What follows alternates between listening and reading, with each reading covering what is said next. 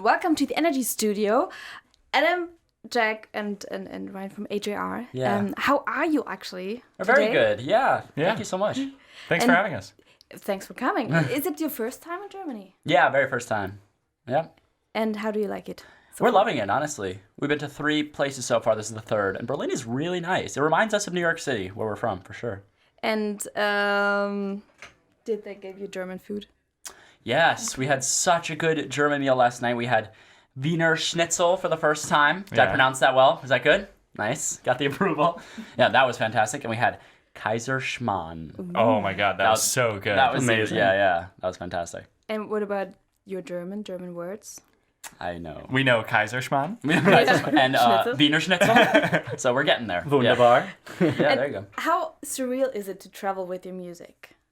It is very surreal, honestly. It still is, even because we started like 10 or 11 years ago. We started out busking and street performing in New York City, and that's just about the lowest you can be, I think, as a musician. Yeah. So to get from there all the way to here, like traveling to Europe, is amazing.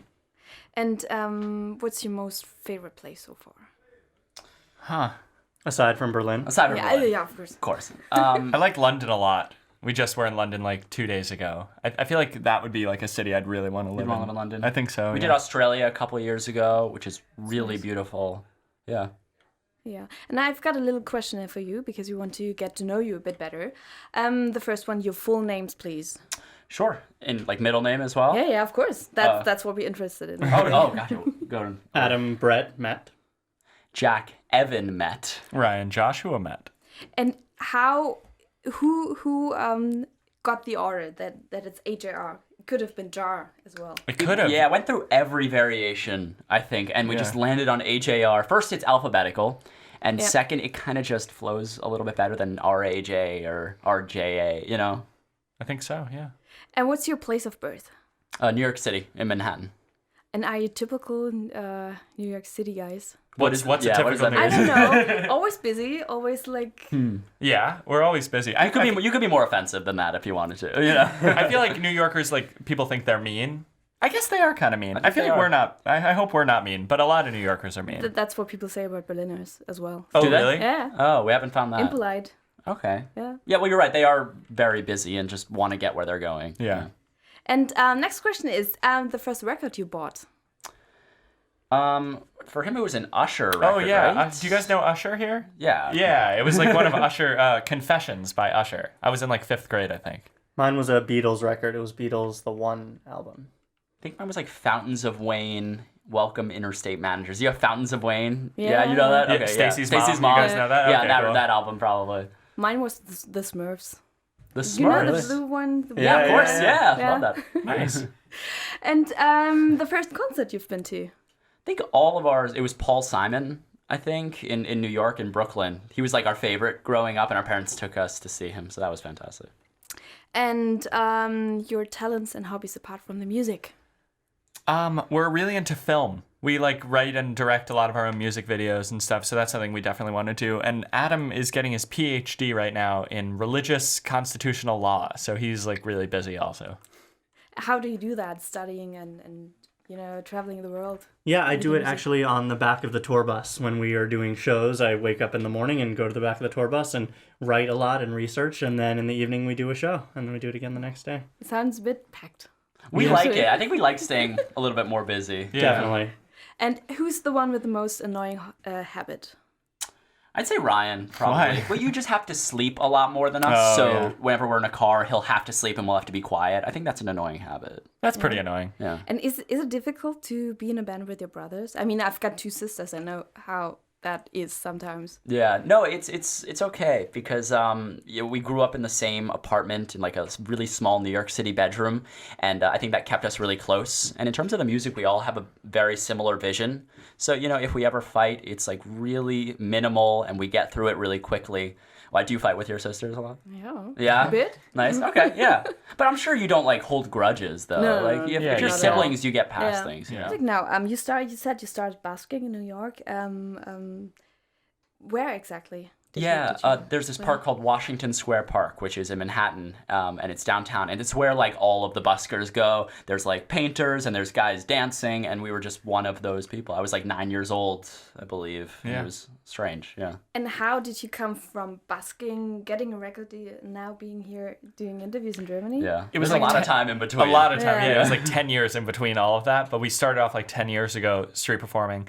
We were able to make enough money to buy all of this like recording equipment, like a microphone and computer and stuff. Then we brought it all back to our living room in New York City. And that's where we write and produce and record all of our stuff. Then fast forward like 8 years or so, Sia discovered us. And we were like tweeting to a whole bunch of different celebrities. We had just gotten a Twitter and we decided to tweet one of our songs to like all these different celebrities. And Sia actually answered and ended up discovering us and getting us signed eventually. Yeah.